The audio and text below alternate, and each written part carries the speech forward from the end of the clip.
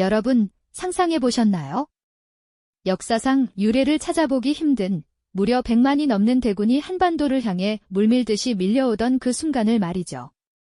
서기 612년, 동북아시아의 패권을 움켜쥐려던 거대한 제국, 수나라의 양제는 고구려를 완전히 굴복시키기 위해 모든 것을 걸었습니다. 끝없이 이어지는 수나라 군대의 행렬은 마치 땅을 뒤덮은 거대한 강물 같았고, 그들이 내뿜는 함성은 천지를 뒤흔들었을 겁니다. 당시 고구려의 입장에서 보면 이 거대한 침공은 그야말로 절망 그 자체였을 텐데요. 과연 고구려는 이 압도적인 힘의 차이를 어떻게 극복하고 역사를 바꿀 수 있었을까요? 오늘 우리는 이 불가능해 보이는 도전에 맞서 한반도의 운명을 지켜낸 위대한 영웅, 을지문덕 장군의 숨겨진 지략을 파헤쳐보는 시간을 가질 겁니다. 당시 초강대국 수나라에 맞서 고구려가 단 한 번의 결정적인 전투로 어떻게 승리할 수 있었는지, 그 뒤에 숨겨진 천재적인 전략가의 놀라운 지혜를 따라가다 보면 단순한 역사적 사실을 넘어 예측 불가능한 역전의 쾌감과 깊이 있는 지식적 호기심을 동시에 느끼실 수 있을 거예요. 힘의 차이가 극명했던 그 시절, 과연 을지문덕 장군은 어떤 기발한 생각으로 수나라 100만 대군을 무릎 꿇렸을까요? 그 모든 이야기의 시작은 바로 심리전이었습니다. 수나라 양제는 이미 고구려를 만만히 보고 있었죠. 대륙을 통일한 거대한 제국의 황제로서 변방의 작은 나라쯤은 손쉽게 정복할 수 있다고 믿었을 겁니다. 이러한 수나라의 오만함이야말로 을지문덕 장군이 가장 먼저 공략해야 할 지점이었는데요. 을지문덕은 수나라의 선봉대가 고구려 영토로 깊숙이 들어오도록 유인하며 그들의 자만심을 더욱 부추기는 전략을 펼쳤습니다. 직접 수나라 진영에 찾아가 거짓 항복을 제의하며 수나라 장수들의 허영심을 자극하고 때로는 일부러 전투에서 물러나는 듯한 모습을 보여주며 수나라 군대가 자신들의 승리를 확신하게 만들었죠. 이렇게 교묘한 심리전은 수나라 군대 내부에 미묘한 균열을 일으키기 시작했습니다. 특히 수나라의 총사령관 우중문과 우문술 같은 장수들은 서로의 공을 다투며 더욱 깊이 고구려 땅으로 진격하려 애썼습니다. 을지문덕은 이들의 조급함을 꿰뚫어 보고 있었고 마치 거미줄에 걸린 먹잇감을 기다리듯 수나라 군대가 스스로 함정에 빠져들도록 치밀하게 설계했죠. 고구려의 군대는 수나라의 거대한 병력 앞에서 직접적인 대결을 피하면서도 때로는 기습적인 공격으로 수나라 군의 사기를 흔들고 또다시 사라지는 유격전을 반복하며 수나라 병사들을 심리적으로 지치게 만들었습니다.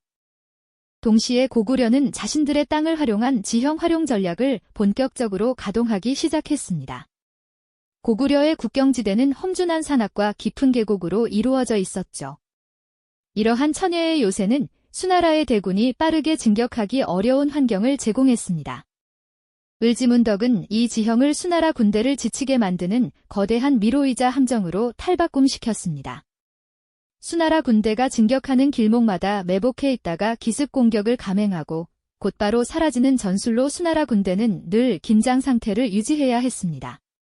또한 고구려가 시행한 청야 전술은 수나라 대군에게 치명적인 타격을 입히기 시작했습니다. 수나라 군대가 지나갈 모든 길목과 점령할 만한 지역의 마을들을 비우고 곡식과 물, 가축 등 모든 보급품을 불태우거나 숨겨버렸던 겁니다.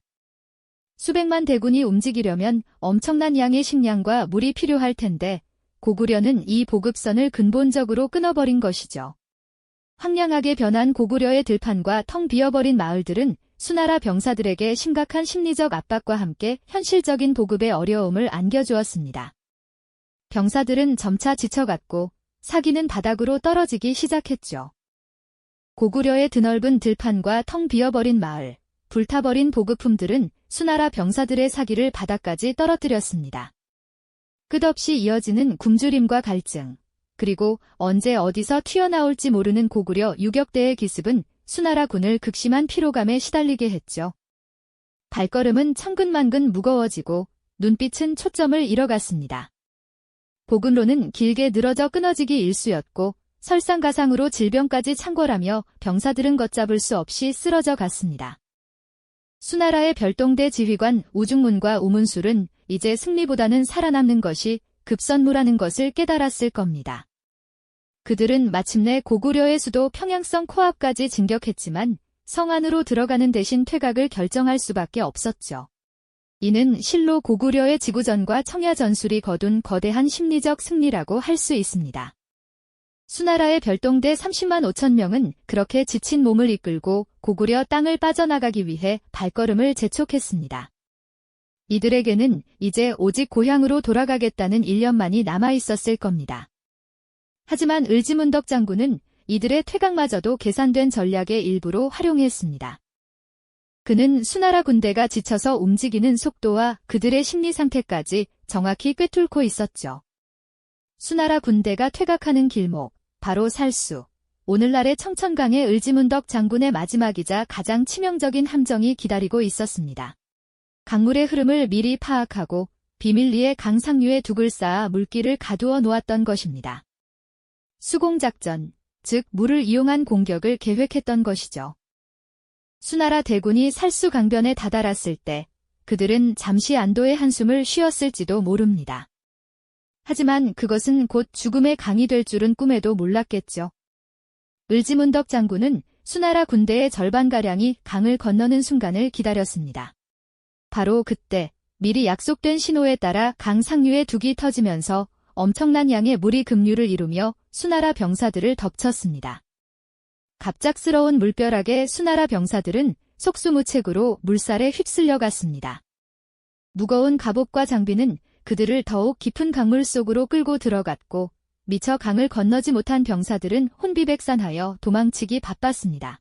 이 혼란을 틈타 고구려 군사들은 강변에 매복해 있다가 쏟아져 나오는 수나라 병사들을 향해 맹렬한 공격을 퍼부었습니다. 물에 젖어 무기조차 제대로 사용할 수 없었던 수나라 병사들은 고구려의 창칼 앞에서 무참히 쓰러져 갔습니다. 물살에 휩쓸리고 고구려 군의 공격에 쓰러져 간 수나라 병사들의 시신은 강물 위를 가득 메웠고 강물은 피로 붉게 물들었다고 전해집니다. 살수 대첩은 단순한 전투가 아니었습니다. 이는 을지문덕 장군이 수나라 군대를 고구려 깊숙이 유인하고 보급을 끊어 지치게 한 뒤 마지막 퇴각로에서 결정적인 일격을 가한 그야말로 치밀하게 설계된 대규모 함정 작전이었습니다. 결과는 참혹했습니다. 30만 5천 명의 수나라 별동대 중에서 살아서 요동성으로 돌아간 병사는 불과 2,700명에 지나지 않았습니다. 무려 99%에 달하는 병력이 고구려 땅에서 목숨을 잃은 것이죠. 수나라 대군에게는 상상조차 할 수 없었던 완벽한 괴멸이었습니다. 이 살수 대첩의 승리는 단순히 고구려가 한 번의 전투에서 이긴 것을 넘어섭니다. 이는 당시 동북아시아 최강대국이었던 수나라의 야망을 완전히 꺾어버린 역사적인 사건이자 한반도의 운명을 결정지은 거대한 전환점이었습니다. 을지문덕 장군의 천재적인 지략은 압도적인 물리적 열세 속에서도 승리를 쟁취할 수 있다는 것을 온 세상에 증명해 보였습니다. 그의 전략은 단순한 전투 기술을 넘어 한 나라의 존망을 결정하는 거대한 지혜였던 셈이죠.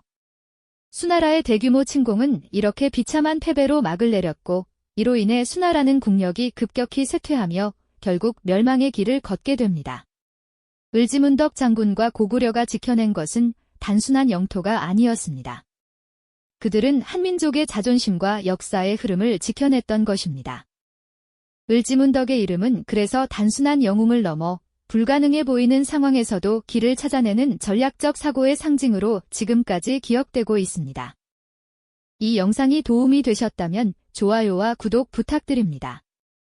여러분의 응원이 제게 큰 힘이 됩니다. 다음 영상에서도 더 유용한 정보를 공유하겠습니다.